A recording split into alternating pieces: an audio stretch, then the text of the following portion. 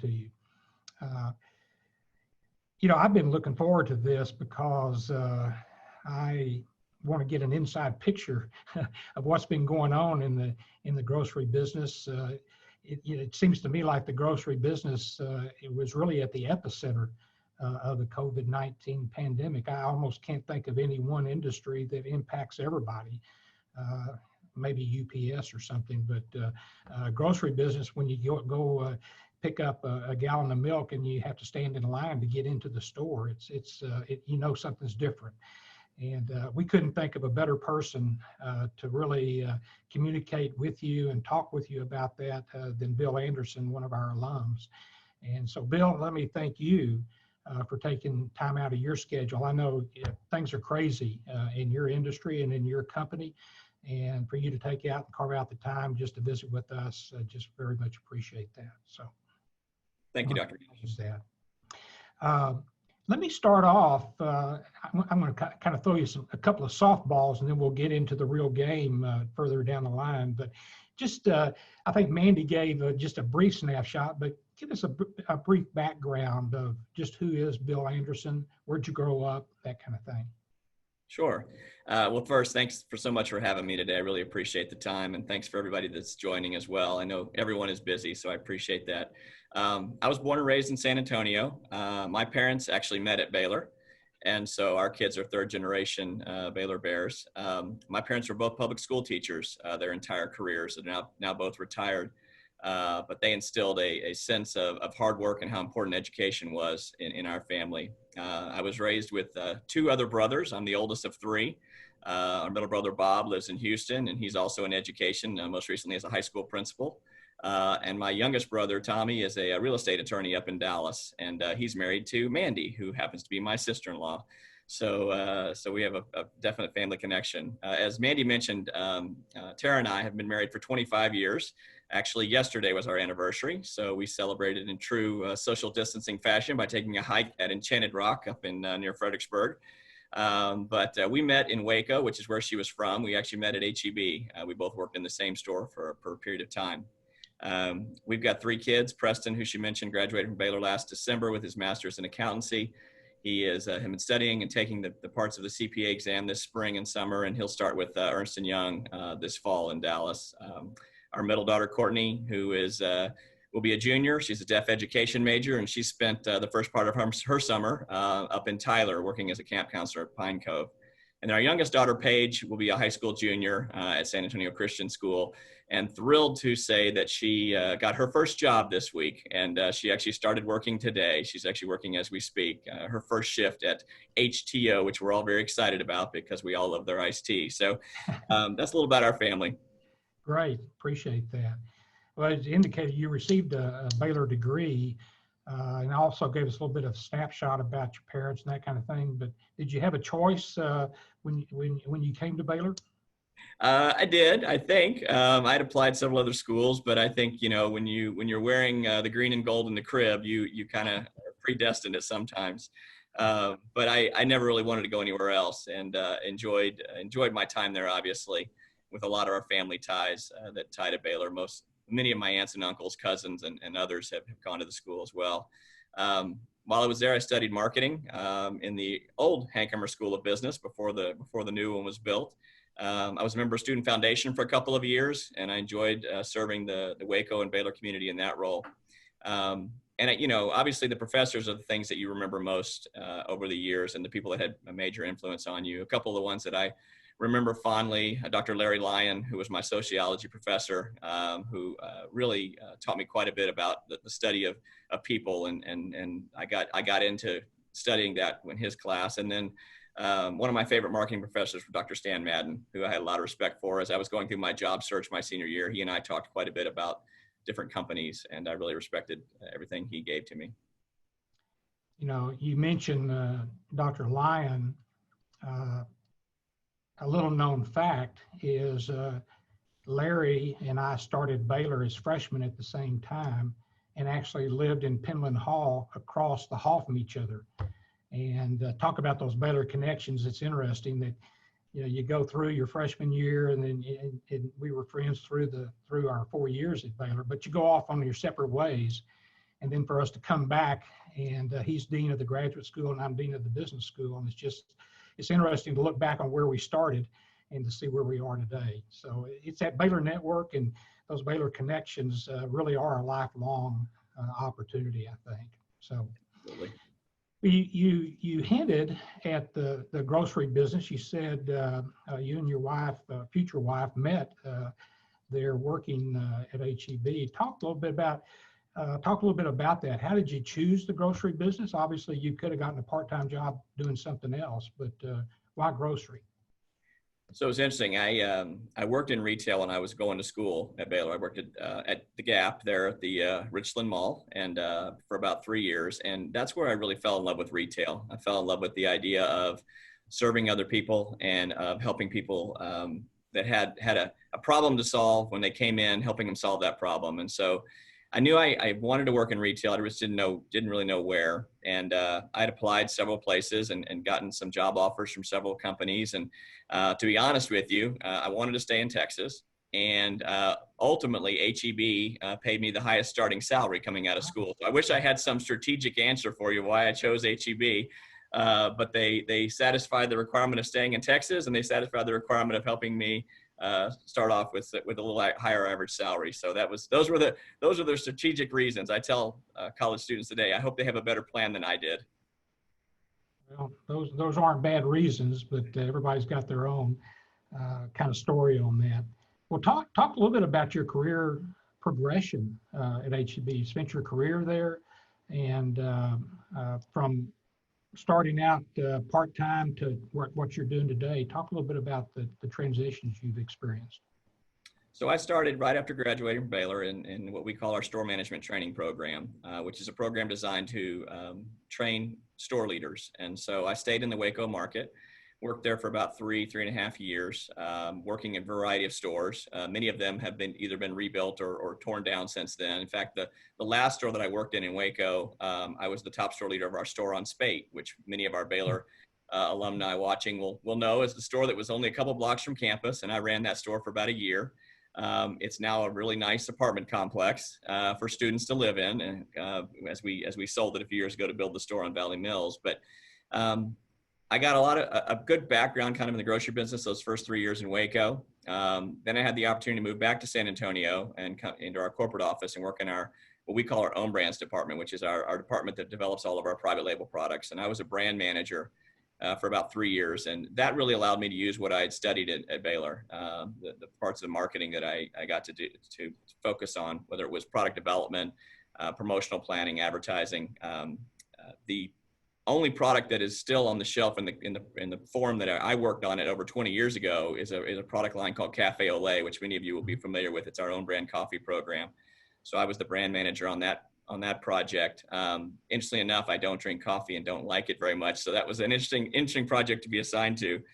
I worked in advertising for a year and then had the opportunity to move to McAllen. So Tara and I moved our family to McAllen, and I took over regional operations for our food business for our border region, which was about 40 stores along the U.S.-Mexico border. And I did that for 3 years, which was an amazing learning experience, both personally and professionally, and wouldn't trade that for anything. Came back to San Antonio after those 3 years, and for 15 years, I led our procurement and sourcing organizations for all of what we would call our non-food businesses, which is drugstore, beauty, floral, general merchandise, which enabled me to kind of tick off a lot of my personal passions too. I was able to travel around the world sourcing products for us. I was part of a very small project team that launched what ultimately became the Plus stores at HEB, which we've got about 40 Plus stores around the company now that are both food as well as heavy general merchandise. And so I did that for about 15 years. And then about 4 years ago, I came into the role that I have today, which is leading our largest operations division, San Antonio Food Drug, and it's made up of 4 regions. I've got direct reports that are in Austin, Corpus Christi, San Antonio, and McAllen, and about 193 of our stores are in the San Antonio Food Drug division. So my job today is a lot around people. We have over 50,000 partners in this division, and so and then obviously over the last few months, it's been a lot around processes designed to keep those partners safe. Good. Before we leave this, couple of more questions, and then we'll jump into some of the industry things that I want to explore with you. students have a wide choice of majors that they can choose and career opportunities, and sometimes it's almost daunting in terms of how do you finally decide that. We talked a little bit about your choice of Baylor, but what about marketing? You went the marketing route. You didn't choose accounting. You didn't choose finance, my first love, or any of those kind of things. So why marketing? You know, as I started taking the basics in the business school, it's the study or the course of study that interested me the most. You know, at one point, my dream was to work on Madison Avenue in an advertising firm, and I enjoyed movies that focused on those types of things. So I always liked selling things to people. I always liked the idea of the transaction, and as I mentioned earlier, kind of solving people's needs. And so marketing to me was the major that did that the most. Okay. I'll be honest, I struggled through a lot of my accounting and finance classes. I was thankful I had a roommate in college that was an accounting major. He helped me quite a bit. But I think it also it seemed to come naturally to me. And I think that's a lot of times students, that's where their passion sometimes lines up with what they end up doing. Good. Well, let me just plant a seed. If y'all ever put an HEB on Madison Avenue up in New York, you can maybe live out your dream of being on Madison Avenue. Yeah, that would be great. The real estate would be a little expensive. Yeah, a little expensive, I think. So, tell you talked about a couple of influential people that impacted your life from the Baylor perspective, and there may be a couple of others, but any other people that were in your life? I know one thing when I talk with students, and whether they're freshmen or graduating, getting ready to graduate, I talk about the importance of mentoring and mentors. Mentors to them, but then thinking they at some point in their life they could be a mentor to somebody. Any other folks that have impacted your career or your life that you want to share before we get into the details? Yeah, that's a great question. I get asked that sometimes, and the two gentlemen that always come first to my mind are my two grandfathers. My maternal grandfather worked for the state welfare department and was born and raised and lived in Gonzales. And he taught me quite a bit about family, about faith, about commitment, and just, really ultimately how to treat your family. I think he just did an amazing job of that. And then my paternal grandfather, who was born and raised up in the Midwest and actually owned a department store in Louisville, Kentucky. I think that's maybe where I got my retail bug, that probably was passed down through the lineage. He taught me how important it was to manage your money and to really be frugal and to save for a rainy day and to not be impulsive. And so I think, both of them have had a huge influence on my life, obviously, in addition to my parents, who I talked about earlier, and their commitment to my brothers and I. Fantastic. Let me mention to our audience that while this is sort of a webcast kind of thing, we do invite your questions, and you can submit those through the Q&A portal. And we do have a section of time that will, before we get away from here, look at some of those questions and let Bill respond to those. So if something comes up during the next few minutes, be sure and enter that in, and we'll try to get to that. Well, let's talk to company and industry experience.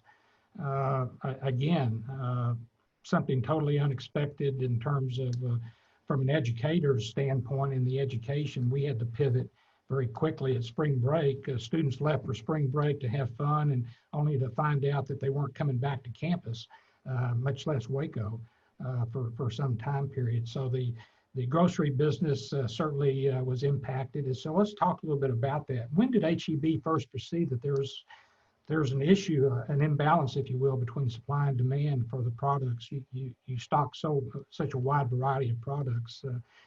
How did that come to your attention and that kind of thing? So even though we are a regionally based company, obviously with stores only in Texas and Mexico, we have a lot of connections worldwide. And so we have a lot of retail friends all over the world. And so we started getting a sense back November, December timeframe, especially from our retailers that we're friends with in Asia, that something was going on, that there was something that was brewing. Then we started to hear it from some of the European retailers that we talk to on a regular basis. And so we implemented what we call our emergency operations center right after the holidays, basically 1st of January. And the EOC, we call it the EOC, but that process some of it was widely documented in a Texas Monthly article that spoke about kind of what we did there.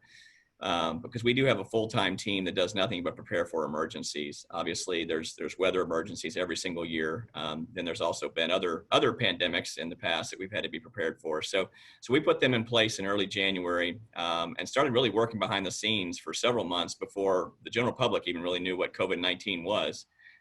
You kind of heard about it, and those that were close to the news kind of had better sense, but a lot of people really didn't even understand what this was going to do. So that's when we first, I guess, got the sense of what we were going to experience based upon the experience of what we were seeing in other countries. Fantastic. You know, something that impacted all of us, and I guess I'll put it this way. Let's talk about toilet paper. What happened to the toilet paper supply chain? So interestingly enough, every crisis has its items that customers stock up on. And, typically in storms, hurricanes, floods, things like that, it's water and food first, and then cleaning supplies later. Everyone stocks up on water and food. What was interesting in this case is it was the exact opposite. Everyone started stocking up on toilet paper, cleaning supplies, sanitizers first. The issue with supply chain is that there's plenty of toilet paper in the United States. The challenge is with a weather-related issue, it typically only happens in one state or one part of one state, and therefore that panic buying only occurs in a very small percentage of the population. In this case, you had an entire nation that basically, in essence, was experiencing a hurricane all at one time. And people started buying what I would say is probably worth 6 months to a year's worth of toilet paper in a matter of a few weeks. I mean, honestly. And so that was really kind of what made this issue even larger. Was this became a nationwide and ultimately a worldwide issue, and that's where the supply chains were stretched. There's a couple of head scratchers in this one. One of them was water. I think the customers are programmed to buy water in emergencies, so they just bought water. The reason people buy water during a weather emergency, obviously, is because the public water supply is at risk during a hurricane. It could actually be knocked out for a few days, so water is something you don't want to be without. In a pandemic, the public water supply was never going to be at risk, but I just think people are programmed to buy water in emergency, and so they bought water. Bath tissue was the other thing. There wasn't really a need to stock up on bathroom tissue, but I understand the psychology of why people did, and I'll talk a little bit maybe about the psychology of keeping the shelves full versus empty, because when people start to see shelves empty, they panic even more, and so it's our job to figure out how we try to keep those full, to kind of keep the panic down. So. But yeah, toilet paper has been a topic of a lot of conversations, and it's in a good shape. It's in a good place now, as long as we all kind of act rationally and not stock up so much. So did you have to go? How did you keep stocking the shelves on that? Because it did get a little thin at times. Did you come up with new suppliers or what? Yeah, we did. So part of it is we started loading up on product early, before a lot of other U.S. retailers actually did. So we got supplies in January and February, which enabled us to stay in stock a little bit longer than some other folks. But then our buyers and supply chain quickly went literally throughout North America and other places to try to find additional product. We were able to source some brands out of Mexico that we've never sold before, but that some of our Mexico stores had. We had one brand that's still on the shelf today called Vogue, which is interesting. It's actually a scented toilet paper. It smells like apples. And at one point we got so much of it that it basically filled an entire aisle of a lot of our stores, which helped kind of calm the panic. The challenge was that, as you walked towards us, that aisle, it smelled like apples. So it was very pleasant, but it became kind of a calling card, and people have made a lot of funny memes about that particular bathroom tissue. One thing, and that shows what I'm going to talk about, but I want to point it in another direction. One thing we talk to our students today about is the importance of agility and be able to pivot and deal with in ways of dealing with uncertainty and the unexpected. And you talked about that in the supply chain, but another area where y'all pivoted to some extent, I think, is the developing and expanding of your curbside service program. Talk a little bit about that, because that not only carved out some space, but was a different way of delivering product as well. So.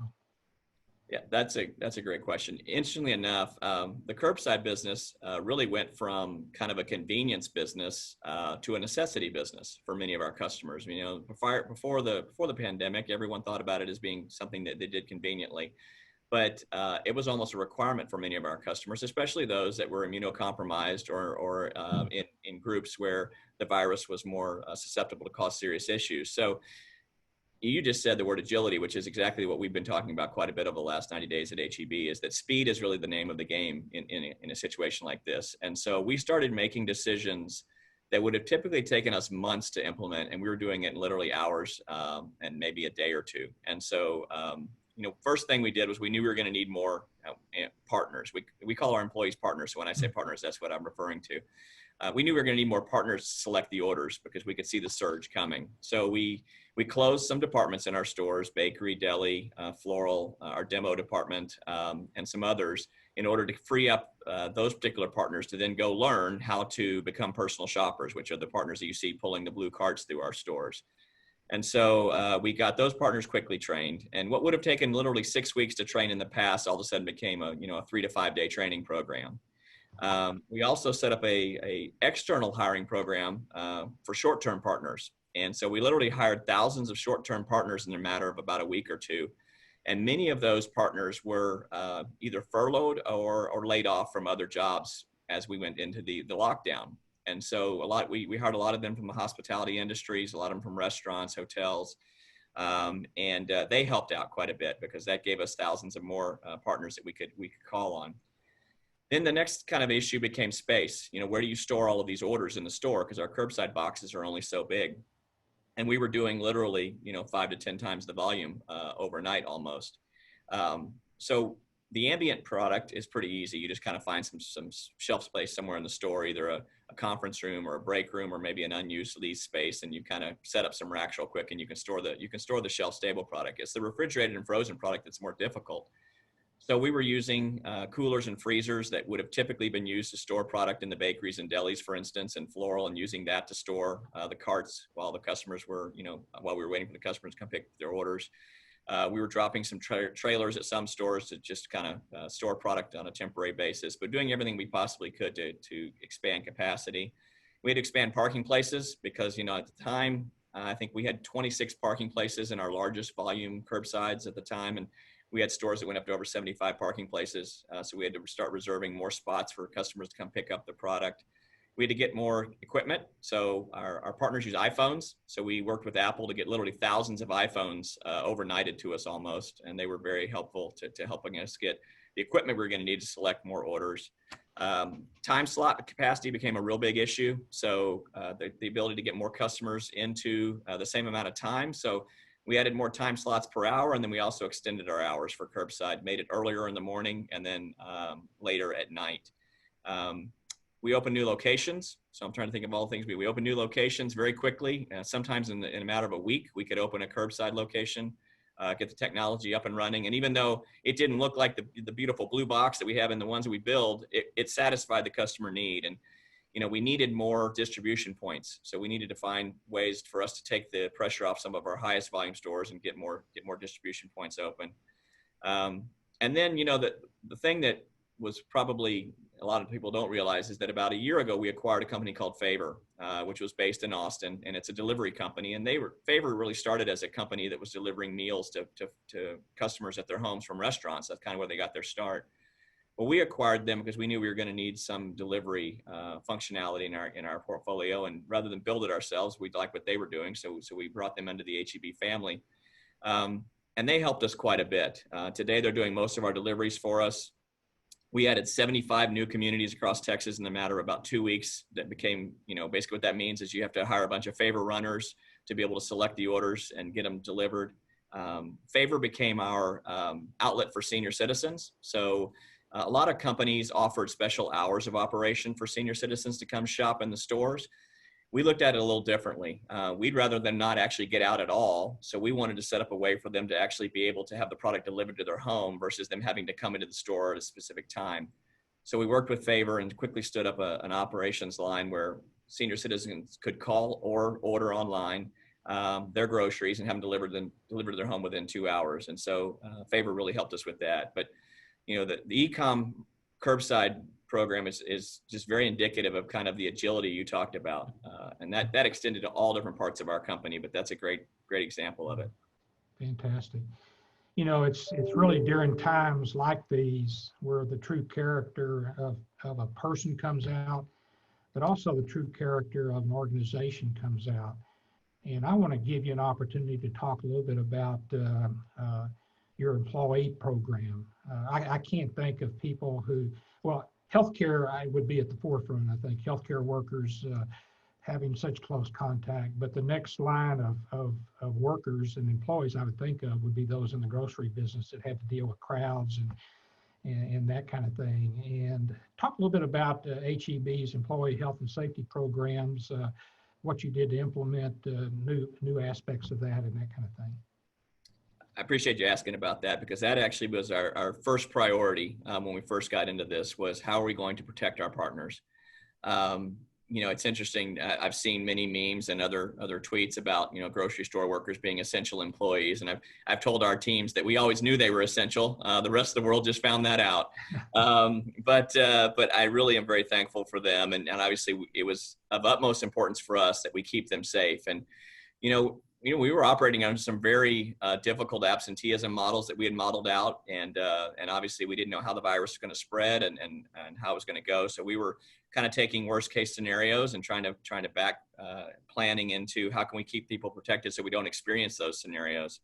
So the first thing we did is we actually implemented some positions in the store that we hadn't had before that were really totally focused on kind of our COVID action response. And so we put leaders in charge in each store focusing on these efforts, as well as partners. And many of our customers see those partners at the front doors of even our stores today.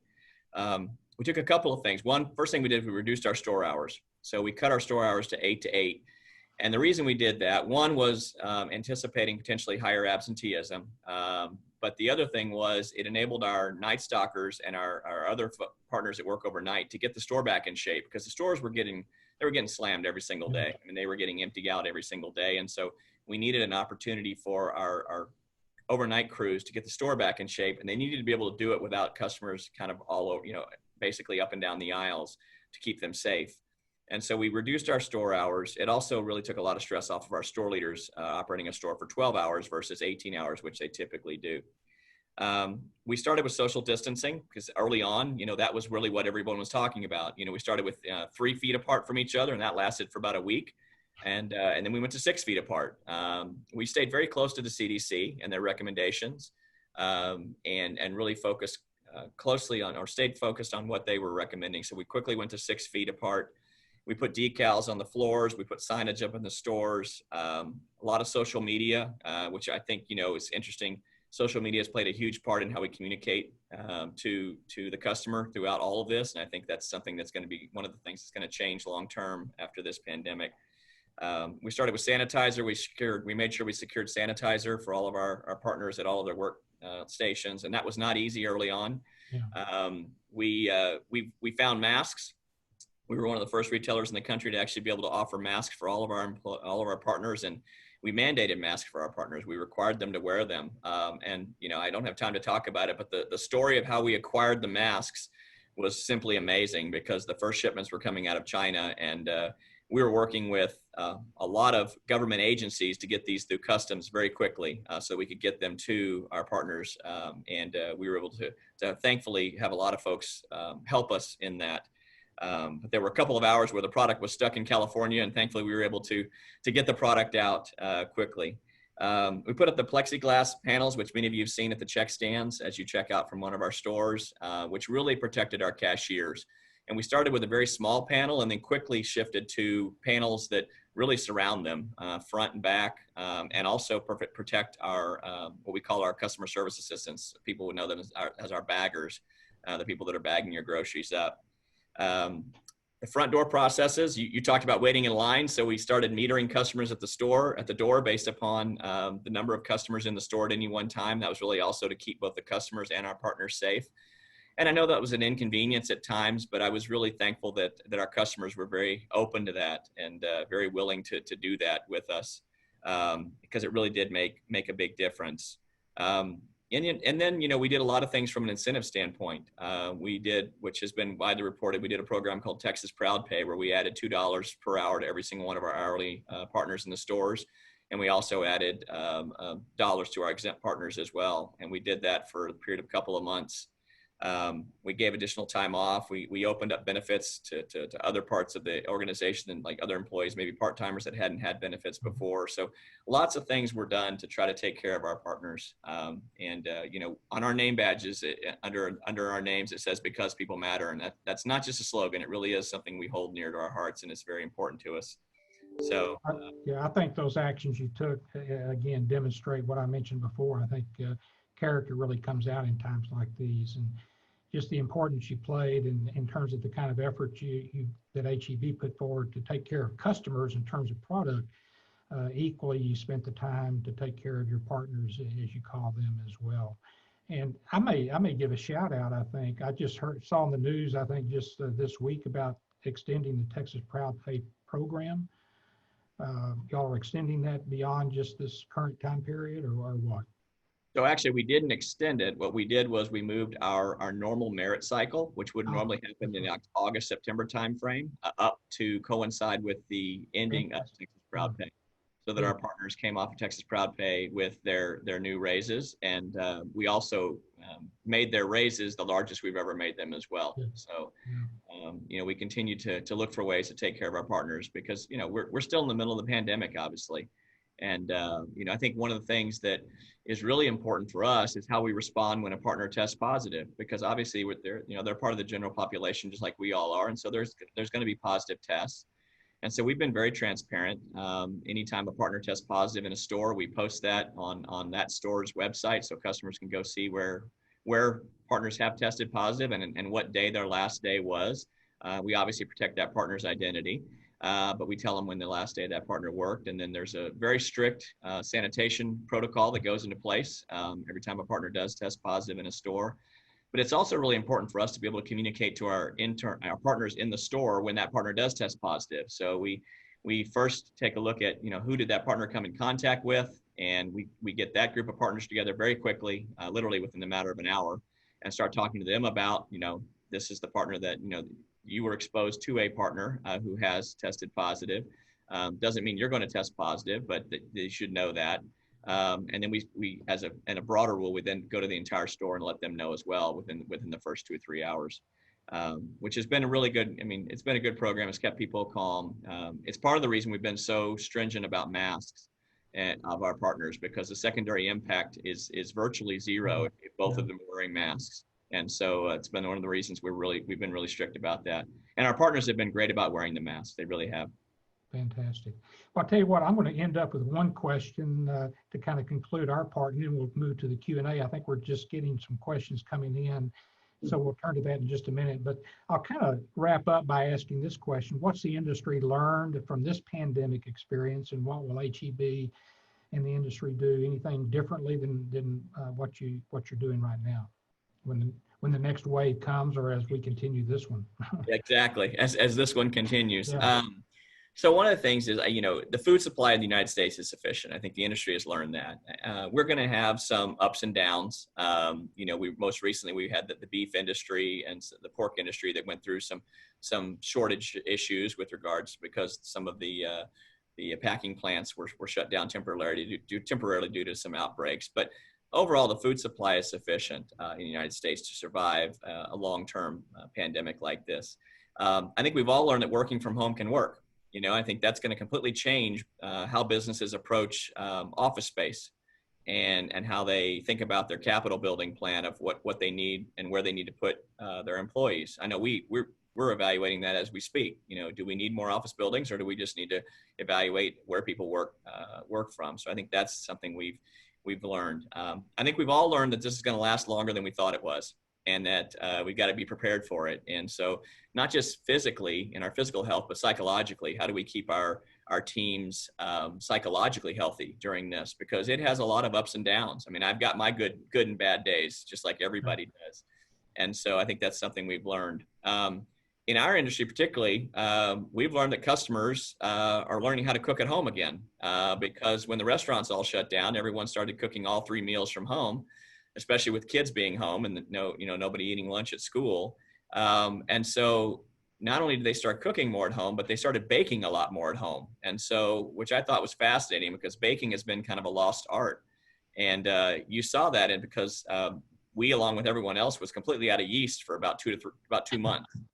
Everybody decided they're going to start baking their own bread. And so, so I think what we're asking ourselves are, what are the long-term impacts of that, both to our business as well as some of our other industries like the restaurant business.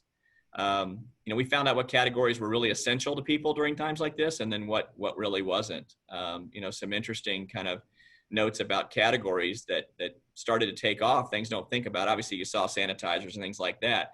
But categories like activities, puzzles, games, things that people can do at home with their families really started to sell. Anything having to do with outdoor. So any pool that we put out there for sale sold immediately. Any sprinkler toys, water guns, anything that you could get the kids out of the house in the backyard, let them run around, especially while everybody was kind of at lockdown mode. Those things became really, really important. And then other categories became less important. Interesting note, lipstick's not selling a whole lot right now. When everybody's wearing a mask, nobody needs lipstick. So it hasn't been a category that's seen a lot of growth. And so I think that's been interesting. For us at HEB, we learned we can make decisions a lot faster. You talked about agility, and we learned we can communicate in a much more efficient way through all of this. So we've developed some internal communication channels that we didn't have before that have allowed us to get messages very clearly and concisely to our teams very quickly. We don't need in-person meetings. We can meet via Zoom and via phone calls and be just as effective. We've learned that our teams are much more flexible and resilient than maybe we even thought, and that they enjoy learning new skills, and they enjoy the idea of cross-functionality. They enjoy kind of doing different things on different days. And so we've had to do that, particularly in store operations, where our partners have had to work in different departments every single day in some cases. But we've learned that they enjoy that. I talked a little bit about, keeping product full and the psychology of that. We've learned that if you keep product full, the panic tends to subside pretty quickly. So we first saw that with bathroom tissue. That's why we sourced some of the brands we did, just to get them on the shelf. Because once people see a full shelf, they start to calm down a little bit. Most recently, we did that with the meat business. When we had shortages of beef and pork, we got very creative on the cuts that we started to offer and how we started to do our ground beef and other things. And we were able to get through kind of the worst part of that without people panic buying on meat. And so that was something that we most recently saw. I think that we've been very, very close with our elected officials throughout all of this. And I think it's something we've always been very involved in making sure that, we stay close to our elected officials. But I think that's something that we've seen even more during this pandemic, is being kind of the eyes and ears for them of what's happening in a retail store like an HEB. Because as you said earlier, in the grocery business, we see everybody, we see everyone. Everyone has to eat. So they come through either one of our stores or one of our competitor stores on a weekly basis. And being able to help our elected officials like we have been over the last few months, I think has been something we've seen has been very valuable. Along those lines, one of the questions that came in asks, what are you monitoring as stress indicators as new cases, particularly here in Texas? That's your big market. As the new cases start to increase, any particular indicators that are impacting you as you do your planning? Yeah, so we obviously looking at both internally and externally. We're looking at the number of cases that impact our own partners. We're looking for impact by market as far as stores, where are we seeing larger store counts or case counts and things like that. Externally, we're watching the same factors that everyone else is. We're watching hospitalization rates, we're watching infection rates, and we're doing it literally on the county by county basis. I think, we're going to continue to keep our partners in masks. So we think that that's something that does help. I know there's been a lot of back and forth about whether or not masks are effective, and pretty much most of the science now says that they are, even though maybe early on it didn't. So I think that that's something we're going to continue to watch and continue to see if there's other things we can do to help keep both our partners and customers safe. And so those are just a few of the indicators we look for. Thanks. I'm going to read this next one. First, it's just a statement. I want to read that. It says, "Thank you so much for everything HEB has done during this time." So thank you on behalf of this person. And then the question is, what challenges did you face recruiting and onboarding so many new partners in such a fast pace? It was a great question. First, whoever asked the question, I want to thank you, because you most likely are one of our customers. So I want to thank you for shopping our stores during this time and being patient with us too, as we were making decisions that changed the shopping experience almost on a daily basis. The onboarding all of those short-term partners was not easy. We literally set up a off-site training location at one of the local colleges here in San Antonio, and then other spots around the state, to be able to quickly train them on some of the skills we knew we would need. Obviously, one of them being curbside. We knew we needed more curbside partners, so that was one of the things. And the other one being cashiers. Those are the two kind of roles where we knew we would have customer-facing roles where we needed them quickly. So we literally set up training off-site in locations we hadn't used before, but we were very thankful for some of the educational institutions that allowed us to use some of their buildings that they weren't using at the time because they had shut down their buildings. And so that's kind of how we got people up and running quickly, put them into roles. And then we quickly developed a tool where the stores would basically submit their needs every single morning, and we would start just placing partners into their store to work in that day. So they may not see the same person twice. They may see a different person the next night. I guess the other skill I should mention is night stocking. That was the other one that we needed to really update the number of people we had. So we quickly taught folks how to stock shelves. Good. Well, again, I'm going to take just a moment to give another shout out. This says, not a question, but a thank you. Every Saturday, you'll find me at the Alon Market in San Antonio. You have an awesome team in place. Thank you for caring for us throughout this challenging period. Your leadership team is the best. So again, a shout out to you. Thank you. I'll pass that on to Scott Edwards. Scott Edwards is our top store leader there, and that store is only about 5 miles from where I live. It's a great store, so I appreciate you shopping there. Good.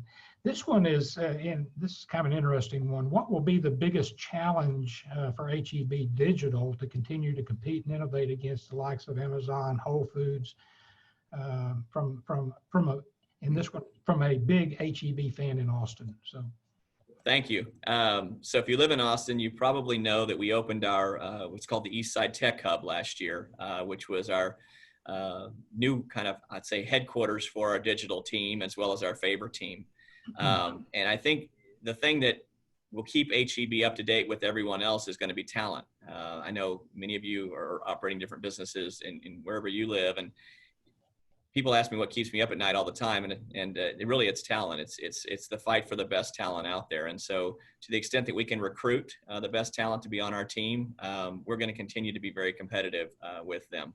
Obviously, the companies we compete with are much larger than us, both the bricks and mortar companies as well as the online companies. And so bigger doesn't always mean better, but sometimes it does provide you with some advantages. But we also feel like we've got advantages as a regional retailer that's very close to our customers, that spends a lot of time in the communities that we operate in. So short way of saying that is, I say we've got to continue to attract the best talent that can continue to provide the solutions that our customers need. And the way we do that is by staying really close to our customers. Well, this is an interesting perspective. I don't know if this is coming from a competitor or not, but I think we can all learn from experiences. And so I'll put this one on the table in the context of learning opportunities. Can you share something that HEB did? And this person said poorly. I'll just say, is there an opportunity that you learn from that you can do, that you'll be doing better going forward? Anything that you'd be doing differently in the next one? Yeah, I mean, there's quite a few. Obviously, when you're making decisions as quickly as we were, there were things that we made a decision on that literally 24 hours later we changed, and we were okay with that. I mean, that's what the pandemic required. When it comes to store operations, I would try my hardest not to close down departments next time. It really takes away from the feel of our store. Our bakeries and delis and floral businesses are a big part of what we do. And so, I'd rather not close down departments if we can avoid it. So I think that's one of the things we'd probably do differently. I wouldn't say anything else that we did in the past I would probably change much. I think, obviously we always would like to communicate better, both internally and externally, and we're working on that. But I think everything we did, we would do again. And we've actually already had a meeting last week where we talked about, how do we do this again and what does that look like? Well, I think that just the process and the fact that y'all are looking ahead like that is great. How do you clean products left on shelves for the next day, or how do you sanitize like a grocery store? How frequently will we use that kind of thing? Yeah, great question. So we actually have partners in our stores every day that are going through the store sanitizing it multiple times. And you may see them as you shop. They've got carts with them, and they're sanitizing all the door handles multiple times a day. They're sanitizing the touch points that customers would touch. But then we also have a deeper sanitation program that has, it's more of an electrostatic program that comes in and it basically happens overnight. And that happens when we have a positive case in a store. And so that process is also very in-depth and something that we do. But the good thing about the grocery business is we're used to sanitizing. So, even prior to all this, we have a team in every single store that comes in overnight and sanitizes everything with a foam product that we have. And so part of what we've been doing for a long, long time, obviously just to satisfy and keep up with all the health department requirements, is we sanitize every day to begin with. We just take it up a notch during this process. I think the other thing that, we're still doing all of these things. I think the other thing that we're learning more about the disease is that it's less of a contact disease and more of an airborne disease. And that doesn't mean we're going to do anything differently from a sanitizing standpoint, because we're going to continue to sanitize like we have. Good. Kind of going back to the curbside, this question comes in. The curbside pickup service has proven to be extremely efficient. I text a number and they know exactly where I am and who I am. I receive my order within a minute or two. And the question is, was this technology available prior to the pandemic? Talk a little bit about what y'all had to do to set up such an efficient system. Much of it was. But there was also, as you can imagine, with anything new, there's a work stream of about 1,000, projects regarding curbside, and they stretch out over multiple years of how many things we'd like to improve in this. What happened during this is we started ticking those off much faster than we would have normally. So we started putting teams together that would literally work over a weekend and implement 5 updates to the app that would have taken maybe months, but we were able to get it done in days. And so the experience will continue to change, as we go forward. But I think that the speed was probably the thing that changed the most. Some of those technologies were there, but we did add a lot over the last 90 days. Very good. I think you may have talked about this, but did you adjust your sick leave policy, paid versus unpaid, from a resource management standpoint? Talk a little bit about that. Yeah, we did. We adjusted it, as I think most companies did. We made it a lot more liberal, a lot more easy to use that. And obviously, if a partner goes out with the illness, we obviously continue to pay them during that time. But we did make it. We didn't want partners that didn't feel good to come to work. So we wanted to make sure we incented them to stay home if they needed to stay home. Okay. This one has this next question comes from somebody with a sweet tooth, I think. Is there a new normal we should expect in grocery shopping? For example, no self-serve on donuts anymore. Other changes that we as consumers will need to adjust to? Great question. So for the foreseeable future, yes, donuts will be merchandised in plastic clamshells like you see in our stores today.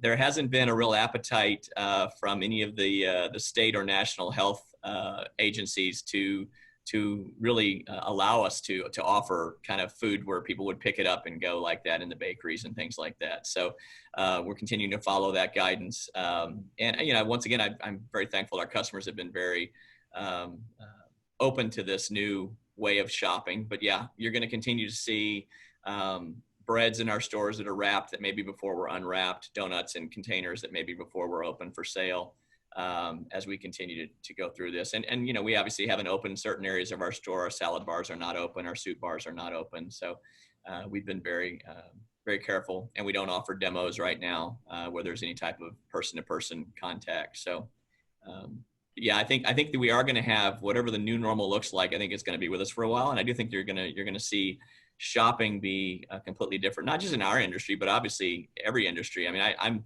I'm frankly amazed and very impressed with what the restaurant industry did, very quickly pivoting to be able to offer their entire menus in many cases curbside or delivery. I thought many of the restaurants that I frequent did a great job of getting out there and changing how they serve the customer. And from the ones that I know, I have done really, really well in this environment. One thing I didn't talk about was, it obviously, we're all in the business of the share of stomach is what we call it. And so, how much of the share of stomach can we have? And obviously the restaurant business is different than our business. So when you're not cooking at home, you're eating out at a restaurant. But we formed some really creative alliances during this because one of our leaders who leads our food service business recognized that a lot of our local restaurateurs, particularly those that own one or two restaurants, were really going to struggle when we went into lockdown mode. So he quickly organized a plan where we started selling some of the local restaurant foods in our stores, where the restaurateur would actually make the product in their facility, package it up, and then bring it into our stores, and we would sell it for them. And that, in many cases, enabled some of these smaller restaurants to stay afloat during the very difficult time when they couldn't have anybody come into their restaurants. And so that program's gotten a lot of press around the country, but it was really a great example of really, people helping people. We have a slogan called Texans Helping Texans, and we were in the game for more than just ourselves, but we really wanted to see a lot of our local restaurant owners continue to thrive as well. Fantastic. I'll tell you what, we have about another minute before Rob comes on to bring closure to the program. And I intentionally left this last question so that you only had like 30 seconds to answer. But one of our more astute attendees asked the question, what is the real estate footprint of HEB, and are there plans to extend beyond existing markets? And I might add, how has the pandemic impacted y'all's look in terms of growth opportunities and that kind of thing? And I'll give you 30 seconds. Yeah, so we've obviously, as every company has, evaluated our capital plan. What I can share with you today is we are extending beyond our current footprint because we will open a store in Lubbock in October. And so all of our Red Raider friends will have a store in Lubbock finally. So that's kind of our next expansion into a new market out in West Texas. But other than that, we don't have any plans outside of our current market that I can share at this point. So, but we are continuing to open stores. We opened a store in Austin 2 weeks ago. We opened a store in outside of Katy yesterday in Spring Green. So we are continuing to open stores, and we've got several more coming later this year. One of the stores we're actually rebuilding right now is in Kerrville, which is HEB's hometown. That's where the company was founded in 1905. So we're building a brand new store in Kerrville that will open later this year. And we've got another new store in San Antonio and several in Austin. So we're going to continue to open stores in the midst of this. We were frankly a little bit worried about opening a store during the pandemic because of all of the social distancing requirements, but we actually were able to keep everybody fairly separated and keep the store open. And we never had to shut the door and kind of meet our customers into the store. So that was good. Well, Bill, I tell you, I think we're at our time limit. Just personally, I want to say thank you. Thank you for participating in the program today, but just thank you for the care and concern that HEB has shown, not only to customers, but your employees, your partners, as well. And just thank you for being a Baylor Bear. Well, appreciate it. I'm a proud Baylor Bear. So here we go. Thanks for having me. Yeah.